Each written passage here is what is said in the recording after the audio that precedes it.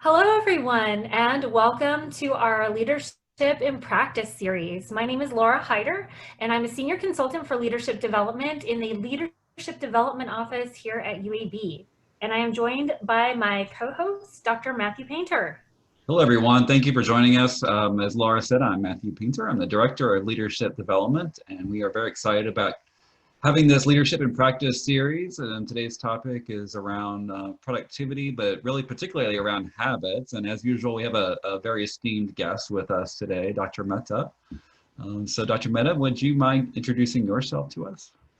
Hey everyone, I am Shikha. I'm one of the transplant nephrologists. I've been working at UAB for now last 10 years as a faculty, and I'm honored to be here on this show. Mm-hmm. Yeah. So happy that you could join us. So you balance a lot on a daily basis, Dr. Mehta, don't you? Give us an idea of like what your typical day is like. So my typical day, Laura, pre-COVID and post-COVID has been a little different, okay? So as for everybody probably. So I'll tell you what my typical day looked like pre-COVID because that I feel like I can relate to that much better than I can relate to my days nowadays. So pre-COVID, I would typically wake up at 4 o'clock. There was a biological alarm clock that goes off. And then I would typically get breakfast ready for the kids and get ready myself, go to the gym. I love Orange Theory. I've been going there for the last 5 years. This is not a promotion. And then I usually used to get back home by 6. That ways I got my exercise, and my family will tell you I do much better with that morning exercise. Otherwise, I'm irritable all day. Usually after that, we get breakfast ready, or my husband is a physician. Both of us have to be out by 7 o'clock. We take the kids to school. I typically drop them off, come to work at 8-ish. And then I'm at work till 6 with a packed schedule. And thankfully I have a very good nanny who stays home with my kids. Then I come back home at 6 and try to spend those 3 hours with my family. And I try not to bring work into those 3 hours, but it's sometimes unavoidable. And I will tell you, I am crashed dead in the bed by 9:30. Mm-hmm. So I get my 7 hours of, sleep after that. Well, it sounds to me like with the schedule that busy, you have to develop some habits to kind of help you manage that level of intensity. Do you think that building habits has contributed in any way to your productivity? I would say so, Laura. Before 5 years, like when I started, when you start a faculty position, you're just getting your feet wet. You're not that busy. Your calendar is not that full typically. I would say about 5-6 years ago, I started realizing that my schedule is getting very busy where I cannot do exercise or cannot take out time for myself during the evening hours. Especially I had 2 kids at that time. So I was kind of struggling with my schedule, and I probably struggled a good year with it. And then I finally decided that early morning is my time. So, that's one habit that I have I'm thankful that I got that habit, that I can wake up early, get my work done, get my meals taken care of, get my exercise in before my family wakes up. So those 2 hours, I feel like they're to myself. They're the most productive 2 hours I have in the day. And then after that, I would say I've learned that another habit, I don't know if it's a habit, another thing I've learned is to pick my battles during the daytime, like things which are important for me and things which are not important for me. I've learned how to prioritize a lot. I've learned things which are not important to me. I should not spend time or waste time doing those things. And then I've learned gradually, which is still work in progress, on how to kind of delegate a little bit, because I feel like at some point you can do everything yourself. So anything I can outsource or delegate, especially things which are low on my priority list, I try to delegate those, or I try to outsource those kind of things. I don't know if that answers your question. So yeah, I think that's great, Dr. Mehta. I mean, I'm sitting here thinking, like, for a lot of us who have like developed good habits over time, we don't sit there and we don't often say, I'm going to develop a good habit in this. We sort of develop a routine, if you will. Walk us through your thought process in terms of some of those those healthy habits that you developed. Like, how did you go about it? And not to put words in your mouth, but I got a sense that self-awareness is a piece of that. It is, Matt. I just like you said, I wouldn't have thought of it like that, like self-awareness, but I realized a few things that I work better. I'm way more effective and efficient if I feel good about myself, which is if I feel like I have given an hour to myself every day. So that is one big thing which I became aware of very quickly. And I think part of it, my family made me realize the days I don't, go to gym or exercise, it's like a dead body dragging all day. So, I need that endorphin release early in the morning to be able to carry myself out. I will also say I have another habit, which will come very strange to you guys, but I don't eat carbohydrates. Mm-hmm. I don't eat carbs all day for the last 5 years. And it has made me less tired, less fatigued. And like, I don't feel like ever that I have low energy level. So I feel like I can go till 9. And that was a big dietary change I made to kind of, work through the day and go along through the day. The reason was something different when I started doing it, but then I realized how much more energy I have doing that. And so that's something I have stuck to for the last 5 years. And it has helped me a ton. And then I think just, other habits, which we all do at work, knowing that you have to have a schedule, knowing that you have to have a pattern, knowing that you have to have a meaningful agenda for each thing. Mm-hmm. And also knowing the fact that with each meeting or with your day-to-day clinical care, what are you trying to get out of it? Those little things have helped me a lot. I'm trying to think. But you're right, I think it is self-awareness, knowing that you're a person who likes schedule, knowing that you're a person who does not like to deviate from a schedule, and kind of people around you, if they know that too, it helps a lot. Like my family knows that now, most of my office people know that, my clinical administrator, everybody knows that's how I work. I need it on my schedule, and I need an agenda for each meeting, and then I need to keep up with each meeting, like what is the action items, and then I'm able to be way more productive. And I think everybody around me realizes that too. So I feel like it is self-awareness plus letting everybody else know that this is what you expect to kind of work efficiently. I don't know.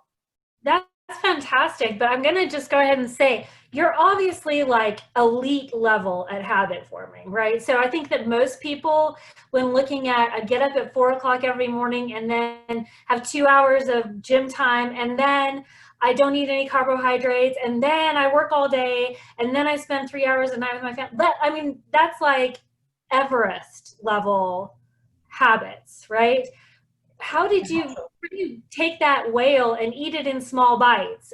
It seems like that might be daunting for just the normal person listening to that. How would you approach that in a way that was maybe more incremental, might feel more achievable? Did you have to start small, or was this something you just dove right in and just did it? Laura, I can even remember the date when I did this. So I just flipped my switch one day, and it was hard for first 3 weeks. And I can see it can be very daunting. Obviously, everybody is different. Everybody has to kind of set their own priorities. Everybody has a different style. They have to do it their way. Some things work for some people and some things don't. Like for some people, if they exercise in the morning, they say they're tired all day.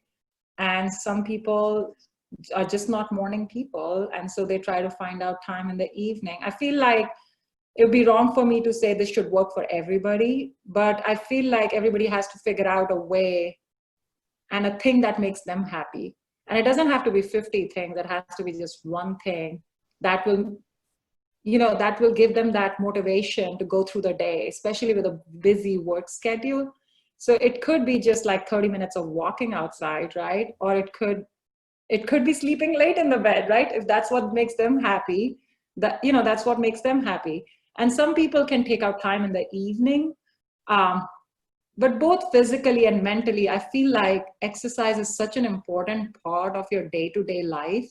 And I feel like it gives such an endorphin release that if you can fit it somewhere in during the day and know that you'll be able to do it at that time without interruption from something else or without prioritizing something else over the exercise, then I think it can work out. I feel like everybody has to find their priorities and find what makes them happy during the daytime.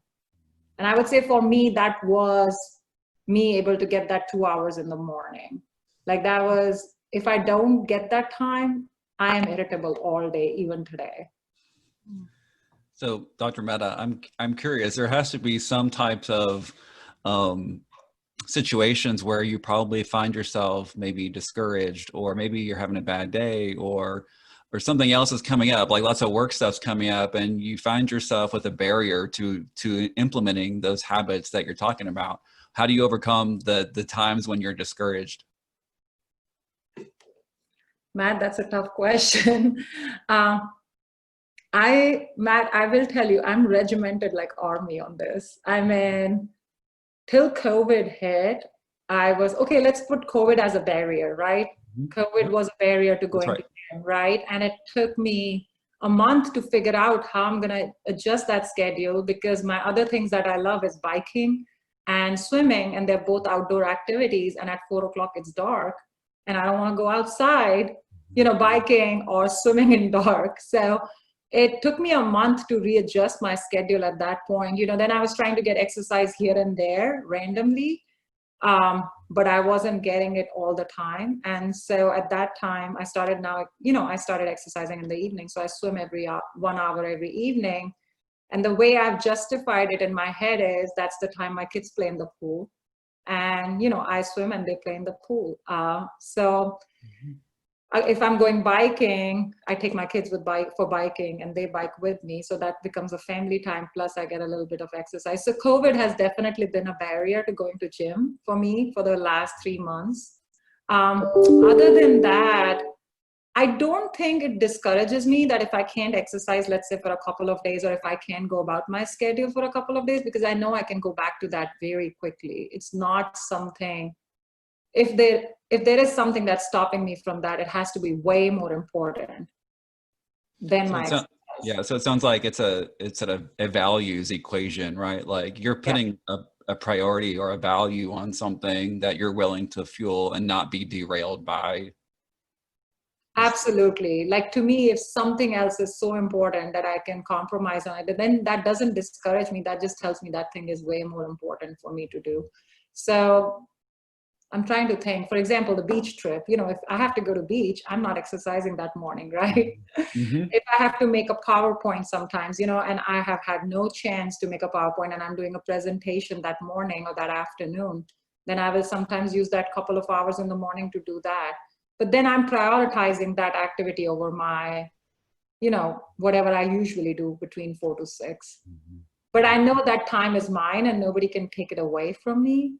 Like, that is one time I can just do whatever I think is the most important thing. And I feel like if you have that, you feel in control of the whole situation, rather than feeling like, oh my God, my world went tipsy-topsy kind of a thing. So I feel like if I can't achieve anything during the day, next morning, those 2 hours, I can achieve a lot. So it seems to me like, we know that in order for new habits to form, they have to be attractive and satisfying in some way. And it seems like those 2 hours for you are such a highlight. They feel so important to you that they're kind of their own reward, however you want to use them. Would that be accurate to say? That's having rewarding? Absolutely, Laura. Those 2 hours in the morning, or sometimes nowadays 3, because, there is no school right now. So 4 to 7, I feel like nobody can, that's something that belongs to you and nobody can take it away from you. And I will say they're the most productive hours. You can get so much done work-wise, whatever you want to do for yourself during those 3 hours. have you always been like this with an ability to just decide to do a new habit and then just do it? Or is this something that you had to develop as a skill over time? You know how you said that I've become more self-aware of this now, that I can do this? Earlier, I was not aware of this. I think I only became aware of this situation in the last 5 years, that I can control my habits so that I can be happy with what time I have. But if I have to think back, in med school, I was a person who would enjoy my 9 months before my, and the way our med school was, we had 1 year for each semester, for each, whatever you want to, how do I describe it? So we had year-long semesters, if I would say so, okay? And so at the end of the semester, we had tests. And for 6 months, I would have a blast, like as if I'm in a college, okay? And the last 2 months, I could sit 18 hours straight and just go through my books, like, go through everything I needed to go through. And I never realized that I could do that till 5 years ago, like I would say.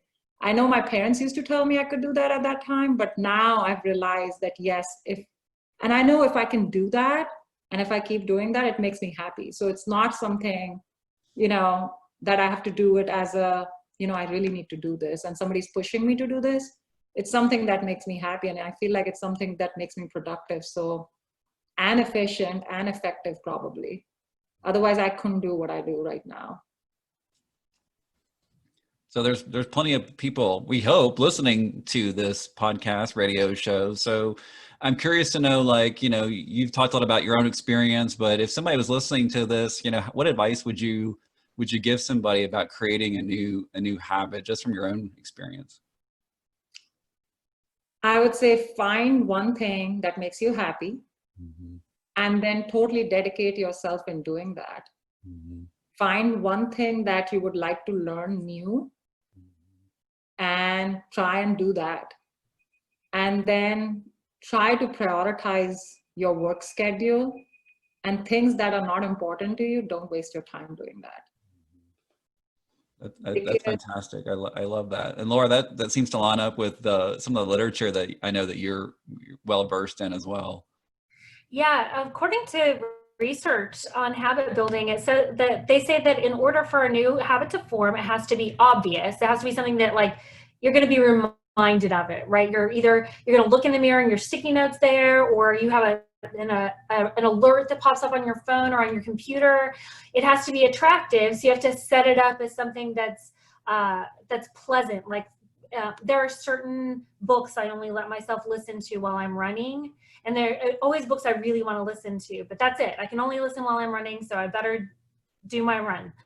Or I won't know what happens next in the story. It has to be convenient. So, for example, I lay out my running clothes the night before, so that I'm not hunting around for socks in the dark. If it's already laid out, I'm a lot more likely to just go ahead and put it on.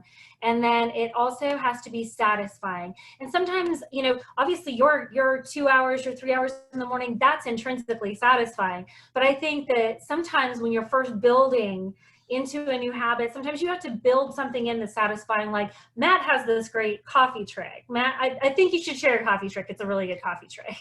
So this is interesting that you talked about pre and post COVID. So, pre-COVID, I would never exercise in the morning. I would have to work all day and then go to exercise. Well, post-COVID or during COVID, it's been the opposite. I know myself. I finally learned that if I don't exercise before work, that I'm not going to do it. Yeah. But the trick that Laura's referring to is there's some really good coffee that I love, and I only give myself that really good coffee that I love after I've worked out on the days that I work out. Oh, wow. So it's truly a mind trick. I mean, I'm playing a psychological game with myself, and I'm okay with that, but it really does motivate me to do my exercise, because I know I'm going to get that coffee that I love so much afterward. So my motivator, Matt, initially when I was building this habit, was I had just had a child. I wanted to lose my maternity weight. Yep. That became my motivator. Yep. And for a year, that was my motivator, and then it just became a habit. Mm-hmm. And I think Laura's quick to point out too that, starting small is really key. Like you're not going to climb Everest overnight. find one thing that you really want to adopt and focus on that, attach that to your a good routine that you already have. So I think that's really smart. Mm-hmm. Yeah, I've read some tips that involve like, you know, do your 10 push-ups right after you shut your computer down for lunch, because you have to shut your computer down for lunch, you know, every day or whatever, or right after your first cup of coffee, or right after you brush your teeth. So if you tie it to something that you already do, so that cue is already built in, then you're just building in an extra behavior to go with that existing habit that you already have. So I actually did that with my exercise routine. I started with a very small, simple routine when COVID first hit at home, and I actually built on it a couple different times since then. So now I have it's a much more healthy routine than before. So good example. that's fantastic. So have you ever had to break a bad habit? Because those habits, of course, are two-sided. You know, you've got the good ones you want You to may not, adopt. we kind of put you on the spot, aren't we? I'm trying to think, have I ever had a bad habit? Huh? No, I'm thinking. I'll just go ahead and confess I'm a nail biter. I get nervous and I bite my nails. So I actually had both of my children hound me about it, and they are both authorized to call me out on nail biting because it's a nasty habit. Even if there wasn't COVID in the world, it's a terrible habit. So about 2 years ago, I decided I wanted to stop biting my nails. And to this day, if I reach up my hand to my face to just scratch my face or whatever, both of my girls will say, nails, nails, just because they got into the habit of reminding me about my habit. So You need a partner is what you're saying. oh, for breaking bad habits? For me, yes, absolutely. And the public spending that's involved with that, you know, your children calling you out in public, that was definitely a disincentive. Mm. Dr. Mehta, you're making the rest of us look bad because you don't have bad habits. You only have really good ones. No, it tells me that I'm not self-aware. That's all it tells me. I might have so many bad habits and I just don't know about them. Maybe we could talk about it in part 2. So let me think. So, you know, in a conversation, sometimes I might hear something and get excited and start talking, you know, without letting anybody else finish what they're saying. So I have had to make a conscious effort to take a pause moment and then speak. But I have developed that habit in my head, but I still sometimes struggle with it because I get so excited. Oh, I need to tell you this kind of a thing. But I have to remind myself again to let the other person finish, take a pause moment, and then speak, or maybe raise my hand. Like, you know, that's what it is for kindergartners, right? Raise your hand. So to develop that habit of raising my hand kind of a thing has been hard, but I've tried. This is something I have to remind myself very, very much in every meeting. How do you remember it? How do you prompt yourself to remember that? I'm just very conscious about it now. I don't know. I don't have a prompt. I wish I did. And maybe I can take tips from you on the prompt part of it. But I'm just I've become very aware and conscious of the fact that I need to let the other person finish off before I pick up the conversation. I think Zoom helps though. It does. Yeah, because if you interrupt, there are serious consequences. People start talking over each other. It's a big mess, for sure. For sure. So go ahead, Matt. So I'm just curious, Dr. Mehta, like this podcast is for leaders, and I'm just curious, like, do you help enable other people to form habits, and if so, how? Or maybe your colleagues to form good habits, routines, so forth. Any experiences with that? So Matt, I don't want to take all the credit, okay? Yeah. But I will tell you, 5 years ago when I started doing this, you know, exercise habit routine, I was very vocal about it. And I would tell you, after me, a bunch of my friends and a lot of colleagues at work started doing, you know, started following a routine exercise pattern. But again, I don't want to take any credit for any of that. But I do remember having conversation with so many people about how this helped me so much and how good I feel about doing this, that I realized that a lot of people I talked to gradually picked up that now it could be just that they had a self-realization moment. So like I said, I hate to take credit for any of this. Well, I think Yes, this is something I'm very vocal about. yeah, I think the value is that you're an inspiration to other people because you're role modeling it, right? So I think that's probably a good lesson for us is that by adopting our own good habits, we're actually being role models to other people that they can too. So being an influence in that sense is good.